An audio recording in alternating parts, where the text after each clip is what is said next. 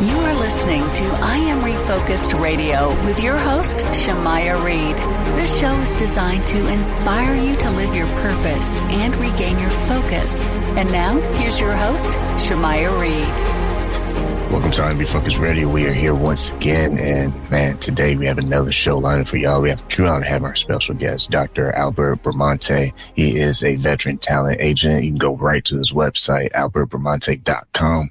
And man, like I said, it's all about our guest, the powerhouse, the superstar today, over 20 years of experience with top tier talent. He's been able to help actors land some of the biggest roles in the industry.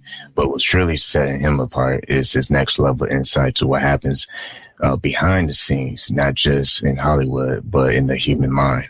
He's armed with a Ph.D. in psychology, along with certifications in hypnosis and NLP. Dr. Bramante is a master at helping performers conquer the hidden enemies of success, self-doubt, when it comes to fear and overcoming that fear. This is an episode I know you're going to enjoy. So first and foremost, I just want to cut to the chase and say to our guest, man, Dr. Albert Bramante, how you doing, man? Great. Thank you so much for inviting me, and thank you for the kind introduction. I'm really happy to be here. Well, I know you do a lot of great work, so I'm glad to have you on. You're wearing multiple hats. Let's just start from there. Kind of explain to the audience what are some of the things that you began to realize from some of the things that actors, struggle with, because the battle of the mind is something that none of us can escape. 100% true. And I started as an agent 21 years ago, and I started working with actors. And then my experience, what kind of got me really focused on, working with mindset, was noticing in the beginning how many actors were self-sabotaging in the beginning that were, their words were telling me one thing, they wanted to work, they wanted to audition, yet on the other hand, their actions were telling another story. They were self-sabotaging, they were, and what I mean by that, to make it clear, would be, turning down auditions, not going on auditions, being late, being unprepared, sometimes, just no showing, confirming an audition and then not going. And even a lot of circles, performing arts circles, we would sometimes talk and we would say how actors are their own worst enemy sometimes. And it's already a very tough industry to begin with. And, to work in show business and the entertainment world, as exciting as it is, it's also, the harsh reality is a lot of competition, especially in my area, which I'm based in New York. So if you work in a capital like New York, LA, or Atlanta, there's a lot of actors. There's hundreds of thousands of actors across the country, and only a small number of roles. So the competition is very limited to begin with. People, they don't understand the work that goes on behind the scenes, because to your point, the little things make up the bigger picture, the bigger opportunities, if you will. It's like a snowball effect. When you think about understanding the subconscious mind, how that changes the way an actor approaches their craft, what are some of the things that you notice as far as like before and after, working with you, and how that looks for them? Well, just before and after, I mean, even it's just all about stepping into your power as an artist and really just embracing your true and full potential. And what that looks like, that would mean, keeping yourself in classes, keeping yourself in training, and staying, abreast of all of that. And when you are on top of your game as a performer, at least mentally, you're going to be much more effective in delivering whatever it is you intend to deliver. And that's in any profession, not just for actors. So a lot of times, just as an actor, embracing power, embracing your type, and just really going with it, being very specific in how you market yourself and how you brand yourself and branding. And that, again, is not a principle just exclusive for actors. It's for anybody. When you're more, pinpointing your marketing, it's much more effective. When you think about how the people you've been able to work with and just observe for all these years, what does the process look like when they began to reframe those thoughts? Because you mentioned imposter syndrome. What does it look like when they start to reframe how they think in those high pressure moments? Well, the thing about imposter syndrome is it's so normal, in the sense that we all have it, to some degree, on some level. And I like to demystify it in the fact that it's not a thing of failure. It's not something that's going to look negatively about it. It's about being a human being too. So the one thing I often say, especially with actors, is the language that we use, the communication that we use, both outwardly and inwardly, is extremely important.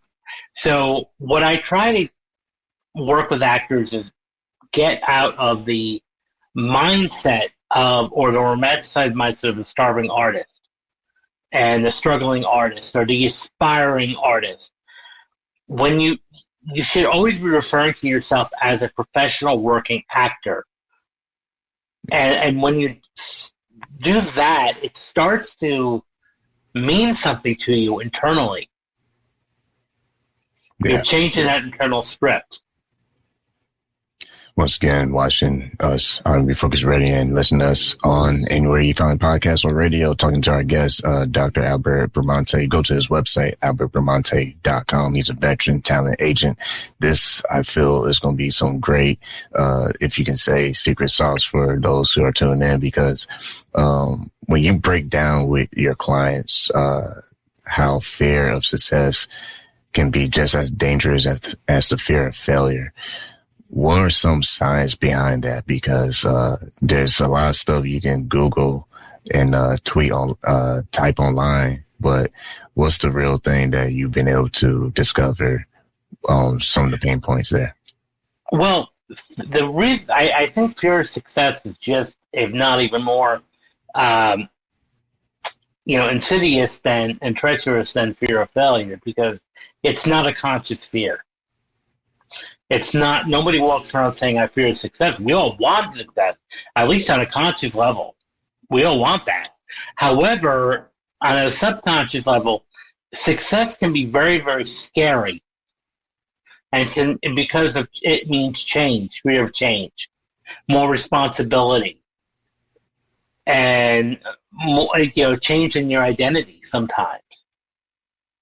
And that can be scary. And that can be terrifying.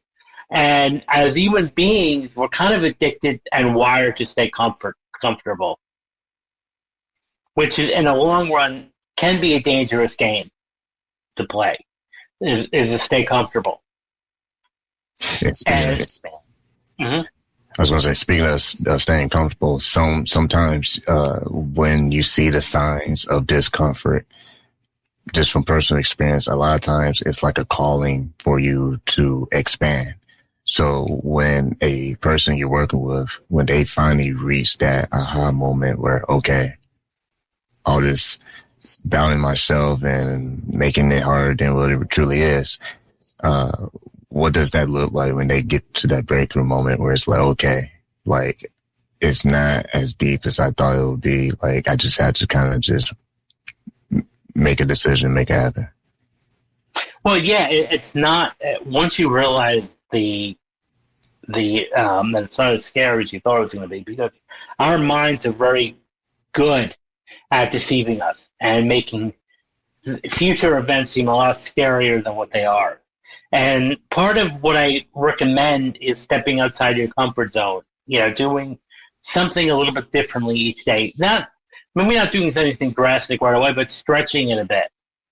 And whether it's, going on tape or putting yourself on video or going and giving a public talk somewhere, the more that you do that, the more that you see that yourself succeeding in that, it's going to be a powerful self-esteem boost and self-image boost that's going to help you in the long run just become more confident.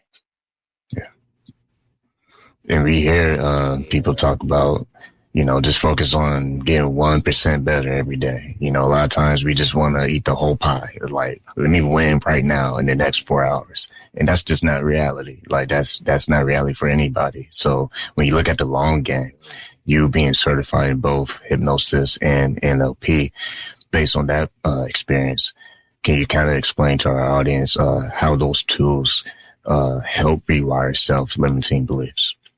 Well, it's all about there's a concept known in both kind of areas called reframing. So reframing reframing the idea of failure as only feedback.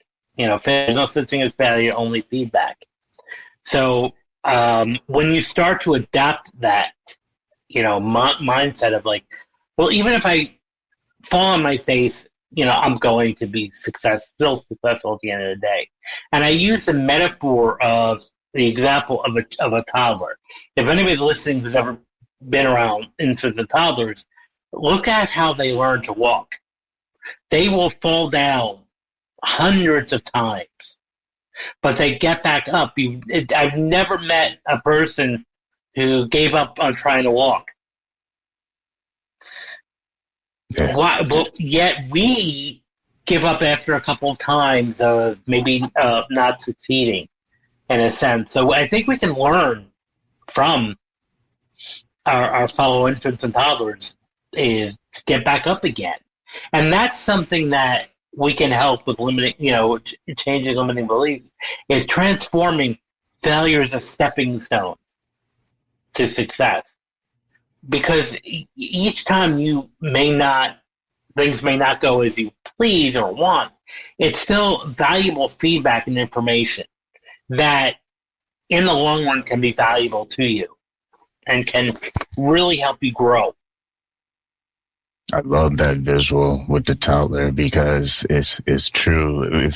If you understand that, if you just kind of pay attention next time if you're around one. I'm an uncle, so I've had my fair share of seeing the falls.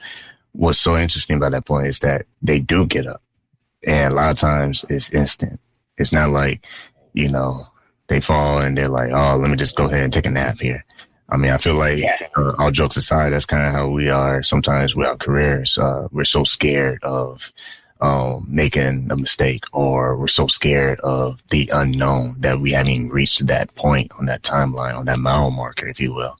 That is something that comes with growth, comes with self-awareness. Let's talk about that a little bit when it comes to being self-aware of our insecurities versus our instincts. What are some of the things you've been able to study to notice that, wow, okay, if I just kind of shift how I approach things, it might get better for myself? Yeah, it's just shifting the factors, and how you look at, adversity or setbacks, and like, okay, they're learning experiences. And very often our fears are much more severe than reality. Often, and I hope another prompt that I would even ask your listeners is keep a journal today of what you're fearful about, and then open it up in a year from now. And a lot of times you'll see that you'll be almost laughing at that, like I was afraid of that. That was nothing. And and what fear really is all about is false evidence appearing real. Yeah, and it's false most of the time, our fears. And even if there's something, that you may be lacking, there's also that chance of, okay, well, I'm going to learn that. Let me learn something, what I need to do. And another thing is just to adopt the mindset of always learning. No matter what level of education you attain, you're always learning. Like, I really consider my Ph.D. is really the beginning process, even though it's considered a terminal degree. Maybe in the formal education sense, yes, but in my learning, it's just the beginning. So always be learning, reading, listening to podcasts. Yeah. Sorry about that. Everything you said just now, I just want to double down on that point, because learning is something that is forever, and I feel like that's what separates those who are average and those who are like great, like top 10% in their industry or background, professional career, because it's not just how you feel. It's also about how you execute. And what do you do after you did something? Like you said earlier, for our listeners and viewers, to keep a journal, to kind of document, what's going on. Because sometimes if you are not recording what you're doing, like for instance, this show, if I showed you a tape from last year in September when I first started YouTube, oof, man, I'll probably be laughing and crying myself. But it's that learning as we keep pursuing, because kind of touch on that active role that we have to be responsible. Yes. No one's going to rescue you and force you to level up. No, and you just level up through learning and by doing it. And, as an actor, just keep auditioning, keep going. Every opportunity you can get, you should be auditioning. Every opportunity you get to perform, you should be performing. And as you said, even for podcasters, I often say, look at episode 1 and versus episode 1000. And there'll be a big difference because you've grown, you've learned, you've adapted. Even if you look at like the greats like Joe Rogan, for instance, if you look at a lot of his earlier podcasts, it's extremely different than now. And we weren't, even when we first watched Joe Rogan, years ago, we weren't judging him. It was, it was what we know at the time. But if you look at the difference, there's a huge difference. And that's because we're evolving over time. We're always a work in progress. So just do it. That's the best way to do it. That's the only way you're going to get better at any skill is just do it. And, most of the community here in any profession is going to be extremely supportive. So, you'll get feedback. You'll have some setbacks, but you're going to learn in the process. And that will help you get better. And it's better to do something and make mistakes than to do nothing at all. Because, and I'll say this, most psychologists have, stated that the biggest source of regret in life is not the mistakes we made. It's the opportunities that we didn't get to achieve. It's like I could have did it, but I didn't because of fear. Yeah. It's something that I think about a lot. When you think about, from a visual standpoint, the powder and the clay, the clay doesn't look nothing like it used to. And sometimes, like, if you believe in higher power, whatever floats your boat, is your decision. But me personally, on the faith mode, it feels like we understand the resources that are out there. There are things you cannot control, but you can control how you respond in every situation. And I feel like as you get older and you get more mature, you will start to see the breakthroughs and see the more opportunities and see the bigger platforms and see the bigger successes as you understand that I have to make those decisions. I have to choose that I want to be better. And then I have to actually choose what will it take for me to take that first step. And then that first step turns to the second, and this momentum starts going forward. Yes, and it's all about taking that first step and just keep going. And you cannot control other people. And that's the one thing that sets us apart. Even coming from a hypnosis and NLP perspective, there's nothing more stronger than free will. So we can't change someone's free will. But what we can do is work on how we respond to something. So, but that's one thing I would suggest to do, in a sense. So, once again, listen on Refocused Radio, and you can watch us every week, man. On reprogramming.com, go to our YouTube channel, Refocus Network. Talking to our guest today, Dr. Albert Bramante. Go to his website, albertbramante.com.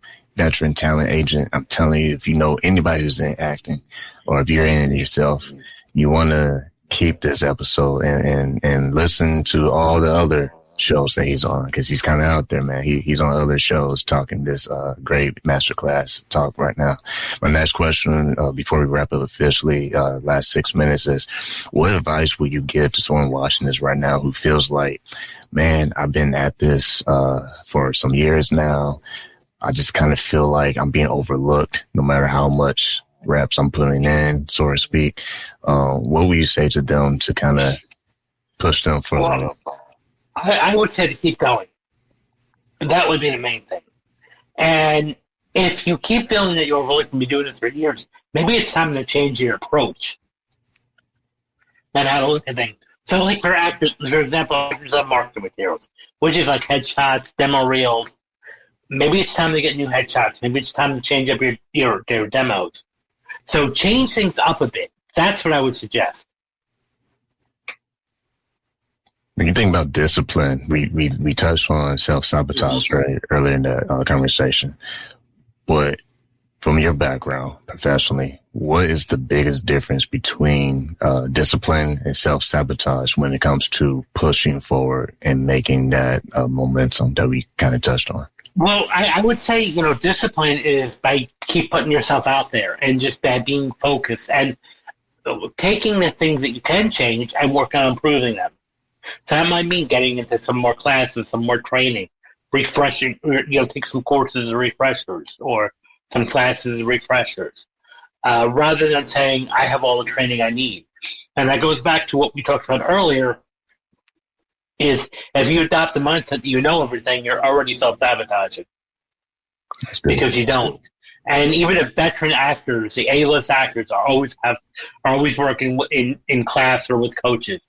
So keep yourself being disciplined and focused. And again, if something is not working out, it may be time to not give up, but change course a bit. Try something different. Hire a coach, and maybe they can work through that and showcase, okay, this may be what's holding you back. Maybe this is what you should try differently. The actor's mindset is one thing. How they move is another thing. When you think about some of the great names and some of the people that you help land some of the most amazing roles, right? What do you believe helps them to have sustainable success in their career versus someone who starts and they fall apart? I think showing up consistently is the key. Being consistent, showing up and giving it their all, no matter how many times they've done it. That's the main success rate, is just by staying focused and staying consistent. Consistency is a key, and that's with any profession. We have to remain consistent in what we do.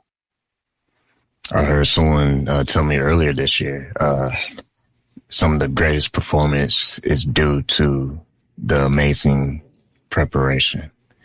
With you, what will you say allow someone to nail it, if you will, when they're at auditions or when they're in front of the camera? Well, preparation is the key. And not just the mechanics of preparation for a role, but even mentally, too.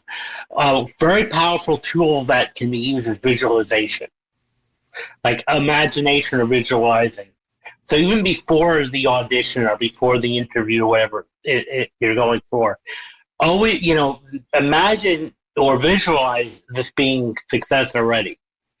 And using, sometimes even a brief hypnotic script or metaphor is close your eyes, imagine yourself in a movie theater watching yourself on screen and watching yourself on screen doing these tasks and being success at it, and run through that several times, not just one time, several times, because the brain does not know the distinction between reality and fiction. The last thought I have is the word connection, because when you really connect to something, like when a singer connects to a song, it's like it unlocks what the audience feels from that performance.